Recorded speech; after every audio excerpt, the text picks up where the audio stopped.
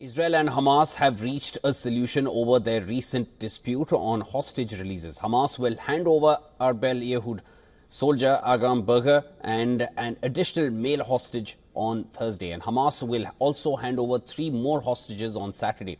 In return, Israeli military will now allow displaced Gazans to return to the northern strip of Gaza. The Israeli military issued instructions to the Gazan civilians planning to return via the Netzarim corridor. Tens of thousands of displaced people were waiting near the corridor to return as the crowd stretched hundreds of meters in 3 directions. Israel and it had blocked the return of the returning Palestinians to North Gaza, demanding the immediate release of civilian hostage Arbel Yehud. Israel said she should have been freed last Saturday itself.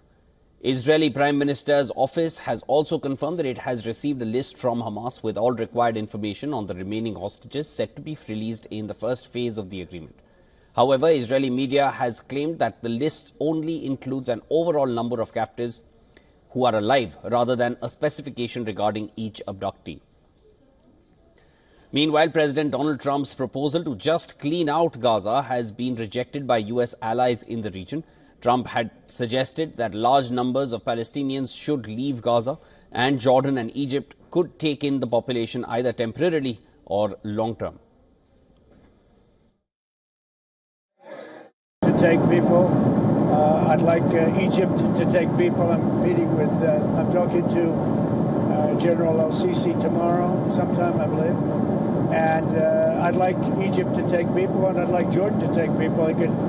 You're talking about probably 1.5 million people, and we just clean out that whole thing. It's it's over the centuries that's many conflicts that site, and I don't know. It's something has to happen, but it's literally a demolition site right now. Almost everything's demolished. Jordan firmly rejected any forced displacement of Palestinians, saying that they believe in the two-state solution. Our position that the two-state solution is the way to achieve peace stands unchanged. Our rejection of the displacement of Palestinians is firm and will not change. This is not only a firm position that the kingdom cannot deviate from, but it is also a necessity in order to achieve the security, stability and peace that we all want.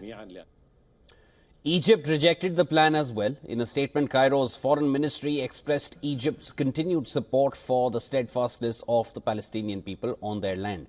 The Arab League also warned against attempts to uproot the Palestinian people from their land, saying that such an act can only be called ethnic cleansing. Palestinian President Mahmoud Abbas also condemned on Sunday any projects to relocate the people of Gaza outside the territory. A senior Hamas official also dismissed Trump's comments and described them as very strange.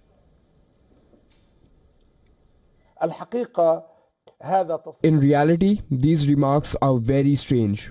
In any case, the Palestinian people who paid with their blood in exchange for their steadfastness on their land will not leave the Gaza Strip and will remain steadfast on their land. Taking an example of the poet saying, "We will stay here until hope returns." Displaced Palestinians have also rejected calls by US President Donald Trump for Egypt and Jordan to take in the Palestinians from Gaza.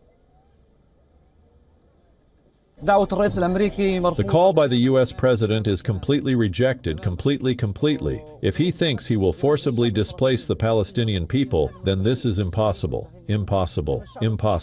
The Palestinian people firmly believe that this land is theirs, this soil is their soil.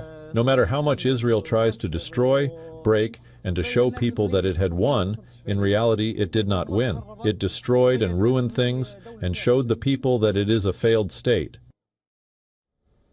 Now, here's what experts around the world have to say about Trump's plan to clean out Gaza. Listen to this. It's outrageous. It's the same as what has been happening all along. Lies, fabrication, fake information, disinformation. I mean, the Hamas said that the person they are talking about will be allowed to go home on Saturday. Period. That's it. Let those people go home. It can't. Look at the pictures. The pictures are of thousands waiting, standing. This is just humiliation and disrespect of human beings. I think we can all agree with President Trump that something has to change. Something has to happen, and there needs to be a regional approach. Even prior to the horrific terrorist attacks of October 7th, Gaza was not thriving. It depended on foreign aid in order for basic sustenance to reach its people. Now you've got a situation after more than a year of war where you have a large percentage of the population completely displaced and more than half the buildings in the entire Gaza Strip either damaged or destroyed.